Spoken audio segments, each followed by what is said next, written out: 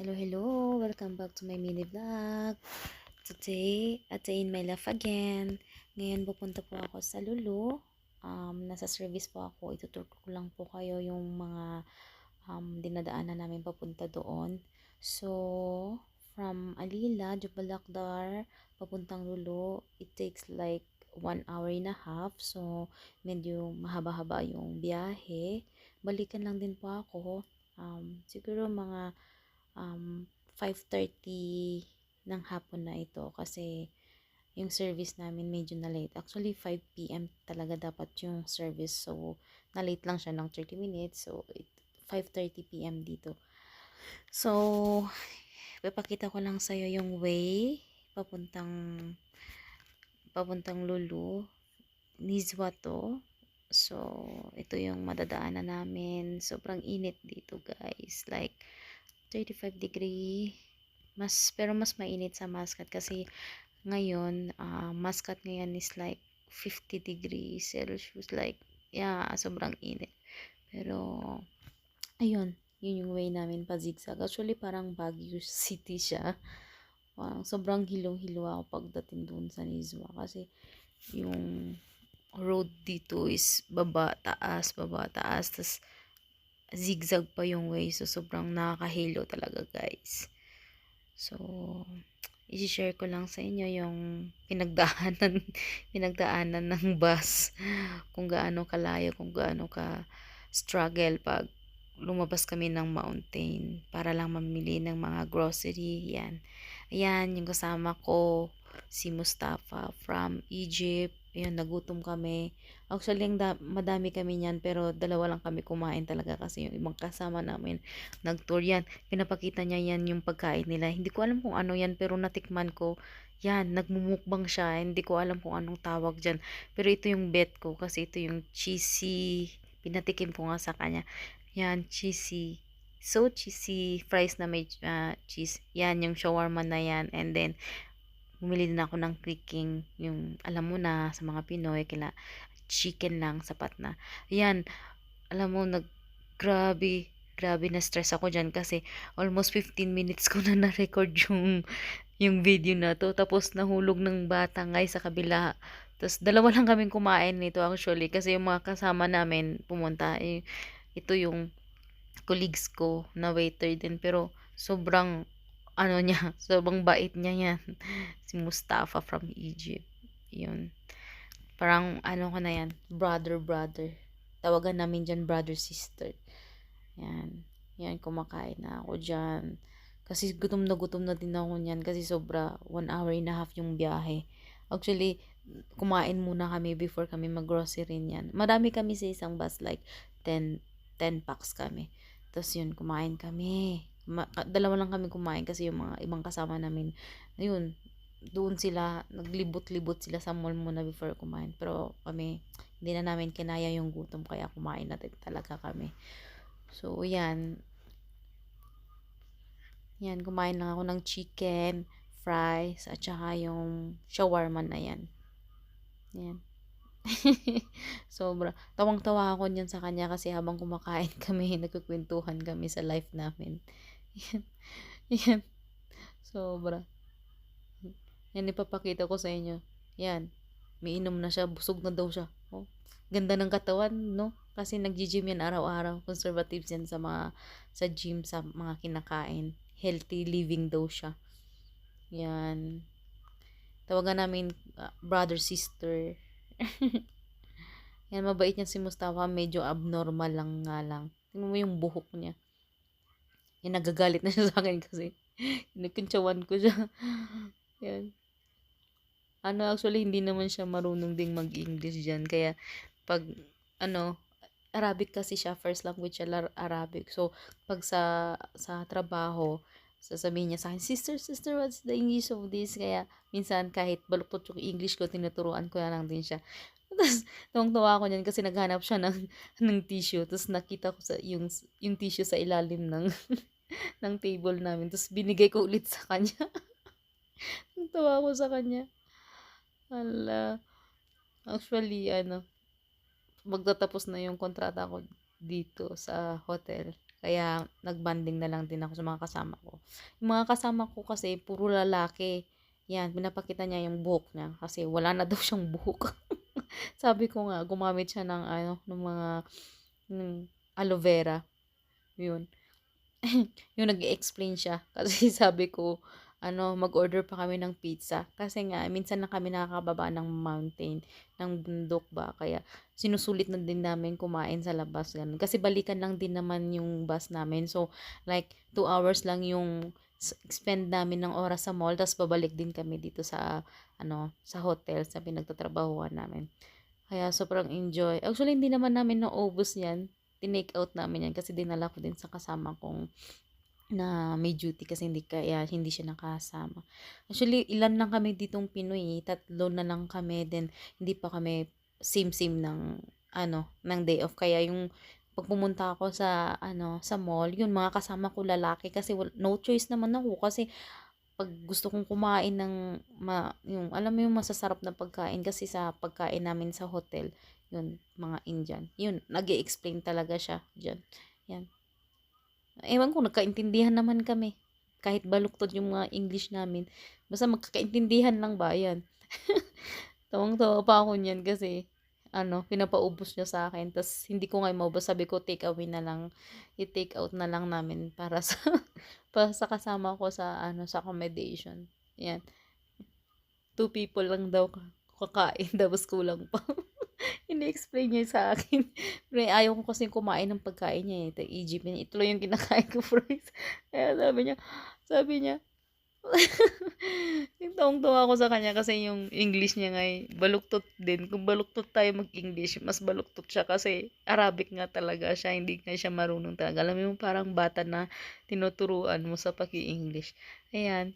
Sabi ko, may nakita pa akong food. Tapos sabi ko, bili tayo ng ganyan. Kasi wala dun sa bundok. Tapos tawa ako sa kanya. Tapos yan, parang baliw lang kami dyan. As in talagang, ano siya, game na game din talaga siya. Kahit sa TikTok ko, kung nakikita niyo siya guys, game na game din siya sa mga TikTok. Kasi sabi niya nga, mas mabait daw yung mga Pinay. Hindi ko lang alam. Siyempre, proud to be Pinay, di ba? Mas mabait daw yung Pinay, mas magandang kasama sa work, tsaka sa banding kaysa sa mga Indiana kasi ang mga Indiana daw, ewan ko kung anong sa feel niya. Pero mga sister niya, mga gusto niya daw na kasama sa work, sa banding mga Pinoy. Eh, yun, i-explain niya, ito lahat daw kinakain. Kulang pa daw kulang pa daw yung makapagkain sa akin. Kaya gusto ko pa daw mag-order ganyan. Sabi ko naman, hindi naman to waste kasi bibigay naman sa mga kabayan ko din. Sa dalawa kong kabayan lang. Ayun. Busog na ako actually dyan. Pero gusto ko pa talagang kumain ng kumain. Kasi, syempre, minsan lang ako bumaba ng bundok. Like, 2 months, minsan, pag naubos na yung grocery ko, yun, dun lang kami makakain ng masasarap. Kasi, dito sa hotel, masarap din naman. Pero most of the time kasi yung pagkain talaga nila is Indian. So, hindi talaga ako nakakain ng mga ganito. So, walang choice kasi malayo talaga sa city. Ayan, grabe, nagkukwentuhan kami dyan, ganyan. Inaagaw na yung video kasi gusto niya i-explain yung sa sarili niya na paano ko daw mauubos lahat ng pagkain. Baliw talaga tong Mustafa na to. Ewan ko po kung bakit. Ayan, panay video. Kasi sabi ko, mag-vlog lang ako. Yan. Kasi may nabili din siyang t-shirt. Sabi ko, 1 real lang. Tapos nag-explain siya, bakit daw nung pagdating sa counter, 4 real yung nabayaran niya. Sabi ko, kasi kala ko naman sale, kaya no cheese daw siya. Tapos nang tawa na siya, 1 real, 1 real, sabi niya pang ganun. Only 1 real, but I paid 4 real in the counter, sabi niya ganun sa akin. Gusto mo tawa ako kasi, sabi ko, bakit hindi mo binalik? Sabi niya, I don't know English, that's why sabi niya ganun. Ay, naku, grabe talaga tong kasama kong Mustafa na to. Kala mo parang, alam mo yung parang bagong pinanganak sa mundo. Tapos, parang alam mo yung bago lang din talaga siya. Kaya, close din kami siya yung kaibigan ko dito sa floor, sa waiter. Kasi, maayos naman siya. So, ako din nagtitrain sa kanya kasi bago lang din siya. Tapos, ako, patapos na yung kontrata ko. So, tinitrain ko din siya sa floor. Kaya medyo close kaming dalawa. Wala naman kasi akong kasamang mga babae dito sa sa waiter. Kasi yung mga kasama kong Pinay na dalawa, iba din like magkaiba kami ng restaurant. Yung mga kasama ko, ako lang talaga yung babae sa restaurant namin. Kaya no choice talaga ako, kasama ko yung mga yupak na mga ibang lahi. Pero okay naman din naman sila pag okay ka. Pakisama lang guys, ganyan. Yun lang yung ma-advise ko sa kanya. Yun. Pinakuha ko siya pala ng plastic kasi iti-take out na nga yung food namin. Grabe. Grabe. Sobrang busog ako dyan. Grabe. Parang last dinner ko na. Last dinner ko na yata yan. Yun. Grabe, parang nanibago ako sa pagkain. Ang dami talaga guys. Pero sulit naman din sa pagod and sa biyahe. Sobrang hilong-hilo kami pagdating namin dyan sa Avenue Mall dito sa Nizwa. So, nag-order na din talaga kami ng malala din. Pero, syempre, hindi naman masasayang to kasi iti-take out naman namin at saka i-share ko naman sa kasama ko sa room. Kasi, no choice naman. Kasi, kaysa sa itapon, di ba, ang daming nagugutom. Tapos, tuwang-tawa ko dyan kasi tuwang-tawa siya. Bakit itong kinakamay ko? So, sabi ko naman, okay lang yan. Kasi, malinis naman yung kamay ko actually. Then, yun. Grabe yung banding namin yan. Dalawa lang kami pero grabe yung pagkain. Parang mukbang talaga to. Hmm, grabe talaga tong brother Mustafa talaga to. Talaga. Malaking tao pero maliit din siya kumain. Kasi nga, siya, nag-gym daw siya. Tapos, yun. Napasarap yung kwentuhan namin dyan. Kasi busog na din kami dyan. Then, yung service namin, saglitan lang dumating na din dyan sa labas ng mall. Kaya, yan, tinitake out ko na yan. Tapos, sabi ko pa sa kanya, balutin mo ako. Sa iwagan na ngayon. Alam mo yung uso dun sa Pilipinas. Yung balutin mo ako kasi bumabalot ka ng mga food para sa takeaway. Like, ganyan. Yan. Wala nang arte-arte dyan, oy. Yan.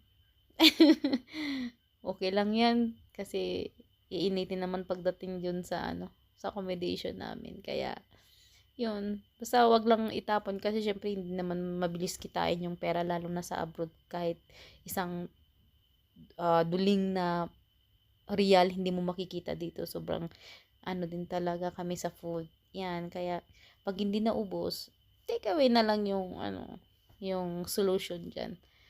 Kaya grabe. Busog na talaga ako dyan. Tsaka yan, ang tagal niya pang kumuha ng plastic, nakakainis. Naboboring na din talaga ako. Grabe. Yun guys, yun talaga yung isi-share ko talaga sa inyo. Mini vlog lang po ito, pero yun, kumbaga may share ko lang yung experience ko din dito sa sa sa day off.